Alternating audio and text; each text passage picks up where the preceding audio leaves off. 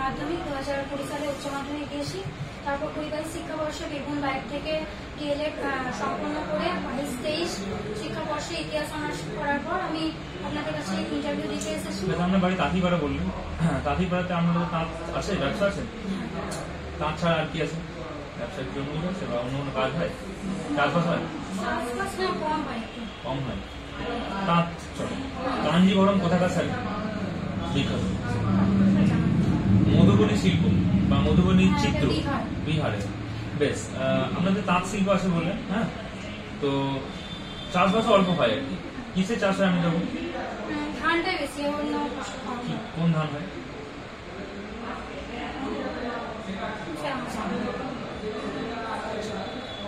আপনি টেট কত সালে পাস করেছেন? 2022 কত মার্কসে পাস করেন? 86। ওবিসি কোটা। আচ্ছা, ওবিসি কোটা যে পাস করেছেন তাতে আপনি তো জেনারেল পাস করতে পারতেন না। তো এটা তো একটা বলা যেতে পারে যে আপনার কাছে বাচ্চারা যেটা পড়বে আর যারা একজন জেনারেল ক্যান্ডিডেট কাছে পড়বে তারা আপনার থেকে ভালো শেখাবে, এরকম সমর্থন করেন? নাম্বারটা আমি সেই সময় আমি বুঝতে পারিনি, তার কারণ আমার 22-এর টেটটাও ছিল, তার সাথে আমার অনার্সটাও। ওটা বলছি না, আমি বলছি যে আপনাকে যদি আমরা সিলেক্ট করি তাহলে আপনার 86 পেয়েছে, তো আপনার বদলে আমি একজন জেনারেল ক্যান্ডিডেট সিলেক্ট করলাম, ধরুন যে 100 পার করে নাম্বার পেয়েছে টেটে, তো অবভিয়াসলি আমরা ধরে নিতে পারি সে আপনার থেকে বেটার ক্যান্ডিডেট। হ্যাঁ, তো এই জিনিসটা আপনি সমর্থন করেন? হয়তো আমার থেকে ভালো শেখাবে, কিন্তু আমিও পারবো, কারণ তিনিও যেমন জ্ঞান আছে, শুধু জ্ঞান থাকলে মানুষের হয় না, শুধু নেতৃত্ব দান হতে হবে, বাচ্চাদেরকে বুঝতে হবে, তাদের মনস্তত্ত্বটা জানতে হবে। জ্ঞান থেকে তো সবকিছু সম্ভব হয় বলে আমার মনে হয়। জ্ঞান লাগবে, জ্ঞান তো লাগবে, কিন্তু বাচ্চাদের জন্য অতটাও ডিপে আমার মনে হয় বাচ্চাদেরকে বোঝাটাই বেশি আর নেতৃত্ব দান করাটাই মনে হয় বেশি। বাচ্চাদেরকে আমি কি করে বুঝবেন? বাচ্চাদের কি প্রবলেম হচ্ছে সেটা সম্বন্ধে জানবো, তাদের সম্বন্ধে কথা বলবো, সেভাবেই তাদেরকে বুঝবো। ADHD একটা বাচ্চাদের সমস্যা। কি সমস্যাটা? কিরকম? আচ্ছা, বাচ্চাদের একটা অক্ষমতা হচ্ছে যে বাচ্চারা, অনেক বাচ্চা তোতলায় কথা বলতে গেলে আপনি কিভাবে ঠিক করতে পারেন? আপনি কোনোভাবে ঠিক করেন? তাদেরকে কথা বলতে একটু বেশি জোর দেবো, সবার সঙ্গে মিশবার জন্য বলবো, এবং যে পড়াগুলো আছে তাদেরকে মানে রিভাইজ করতে বলবো বেশিরভাগ, যাতে সে কথা বলাটা একটু বেশি বলে, তাহলে সে তোলানোটা চলে যেতে পারে। বেশি কথা বলতে মানে সবার সঙ্গে কথা বলতে হবে, কনভারসেশনটা একটু বেশি করতে হবে। আচ্ছা, যদি কোনো বাচ্চা এই তোতলানোর কারণে বা ধরুন অন্য কোনো সমস্যার কারণে নিজে একটু হীনমন্যতায় ভুগছে যে আমি বাচ্চাদের ওনাদের সঙ্গে মিশতে পারছি না, বা অন্যরা ওকে খাপায় আর কি, যেগুলো হয় নর্মালি, তো সে বাচ্চারা তো পিছিয়ে পড়ছে, তো সেই ক্ষেত্রে আপনি কি করবেন? সে যদি হীনমন্যতায় বসে ভোগে তাহলে, বা অন্য কেউ যদি তাকে রাগায়, তাহলে অন্য বাচ্চাদেরকে বোঝাবো যে ওরাও তো তোমারই মানে বন্ধু, সে যদি তোমারও কোনো প্রবলেম থাকে তোমাকেও হয়তো রাখাতে পারে, সেই হিসাবে তাদেরকে বোঝাবো যে এটা করা তোমাদের ঠিক হয়নি, তাদেরকেও একটু দেখো, সেও যেহেতু বন্ধু, তো সেইভাবে আমি একটু সামলাবো।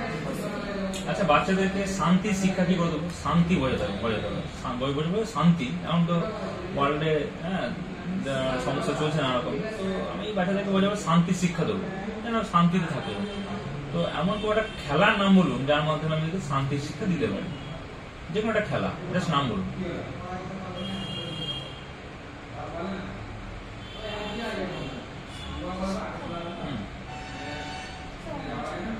আচ্ছা, কিচেন গার্ডেন কি ওটা? কিচেন গার্ডেন হলো বিদ্যালয়ের মধ্যেই বাগানে নানা রকম যে মিড ডে মিলে যে খাবারগুলো, সবজিগুলো, সেই সবজিগুলো চাষ করে। আর আমাদের যে একটা কথা আছে বালা, বালা কি জানেন? হ্যাঁ, বিল্ডিং অ্যাজ লার্নিং এইডস। এটা হলো বিদ্যালয়ের যে সিঁড়ি থেকে শুরু করে, বিদ্যালয়ের চার দেওয়াল থেকে শুরু করে যে জিনিসগুলো, সেই জিনিসগুলো ছবি আঁকার মাধ্যমে সেগুলো মানে ফুটিয়ে তোলা, যাতে তারা শুধু ছবি কোন রকম আর্টসের মানে ক্রাফটেরও কাজ থাকে।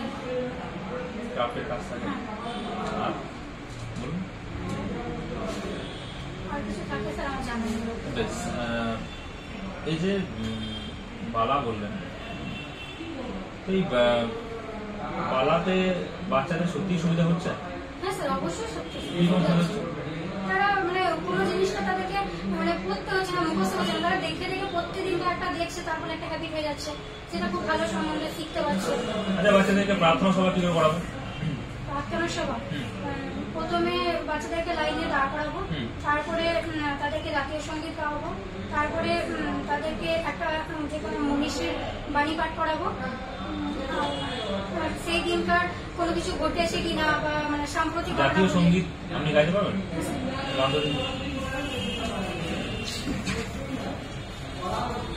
জনগণ মন অধিনায়ক জয় হে ভারত ভাগ্য বিধাতা, পাঞ্জাব সিন্ধু গুজরাট মরাঠা দ্রাবিড় উৎকল বঙ্গ, বিন্ধ্য হিমাচল যমুনা গঙ্গা উচ্ছল জলধি তরঙ্গ, তব শুভ নামে জাগে তব শুভ আশিস মাগে, গাহে তব জয় গাথা, জনগণ মঙ্গলদায়ক জয় হে ভারত ভাগ্য বিধাতা, জয় হে জয় হে জয় হে জয় জয় জয় জয় হে।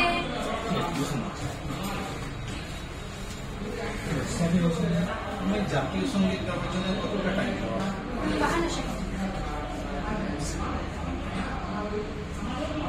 আপনার গ্রাজুয়েশন কবে কমপ্লিট হয়েছে? 22 সাবজেক্ট নিয়ে? ইতিহাস। আচ্ছা, স্টুডেন্ট ক্রেডিট কার্ড শুনেছেন? হ্যাঁ, স্টুডেন্ট ক্রেডিট কার্ড হলো কোনো পরিবার যদি সেই বাচ্চাকে পড়াতে অক্ষম হয় তো সেই বাচ্চা 10 লাখ টাকা পর্যন্ত একটা লোন নিতে পারে, যতদিন না সে মানে কোনো কিছু শিক্ষা মানে কোনো কিছু প্রতিষ্ঠা হয়ে যাচ্ছে বা সে যতদিন না চাকরি পেয়ে যাচ্ছে ততদিন অবধি তাকে সেই লোনটা শোধ করতে হয় না, তারপর থেকে শোধ করতে হয়। ইন কেস ইন ফিউচার সেভাবে সে যদি স্ট্যান্ড হতে না পারে তখন এই টাকাটা তো কোনো গভর্নমেন্টের লোকসানে চলে যায়। সেটা আমার সম্বন্ধে জানা নেই। গভর্নমেন্ট কিছু স্কিম বলুন প্রাইমারি স্টুডেন্টদের, শিক্ষাশ্রী,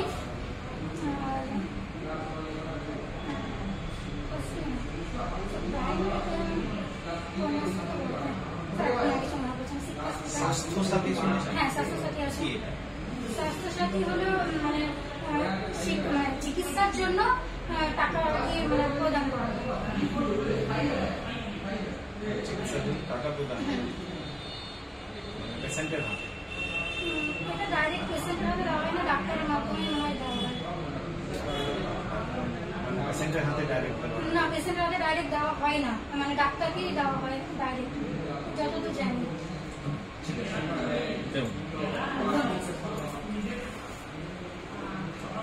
আজ তোমাদের একটা নতুন জিনিস শেখাবো। আচ্ছা, তোমরা সবাই ভালো আছো তো?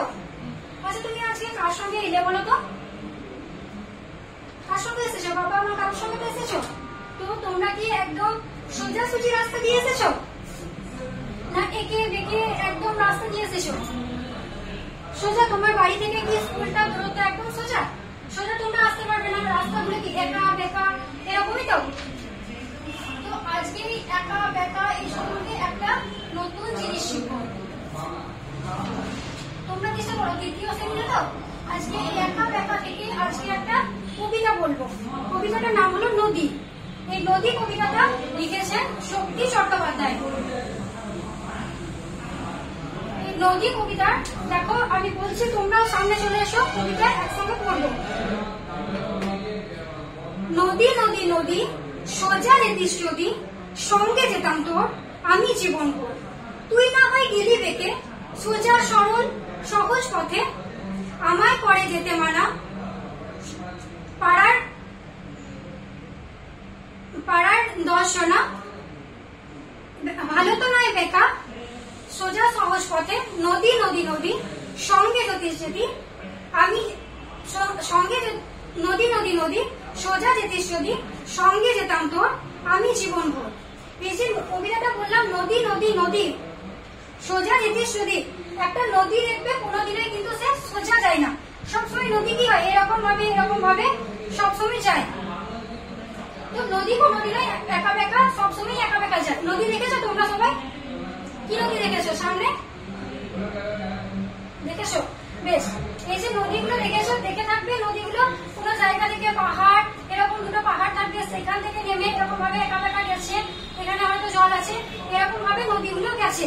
তারপরে বলছে সোজা যদি যেতিস তাহলে লেখক কিন্তু যদি সোজা যদি নদী যেত তাহলে কিন্তু লেখক তার সঙ্গে যেত, কিন্তু নদী যেহেতু সোজা যায় না, বেঁকা যায়, তাই লেখকও কবি কিন্তু তার সঙ্গে কিন্তু সঙ্গ দিতে পারছেন না। তো এটাই বোঝাতে চাইছে যে জীবনে যা করবে সেটা সোজা পথে করবে, কোনোদিনও খারাপ পথ বা খারাপ পথে গিয়ে পড়বে না, এটাই বোঝাতে চাইছে। তারপরে কি বলছে, তুই না হয় গেলি বেঁকে সোজা সরল সহজ পথে। ঠিক আছে, যাবার আগে একটা ট্রান্সলেশন করে দিয়েছেন যে নদী আঁকা বাঁকা পথে যাচ্ছে, যাই, ঠিক আছে, নদীর গতিপথ আঁকা বাঁকা।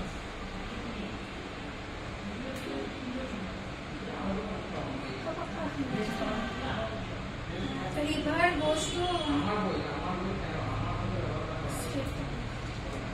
ঠিক আছে, আঁকা বাঁকা, ঠিক আছে।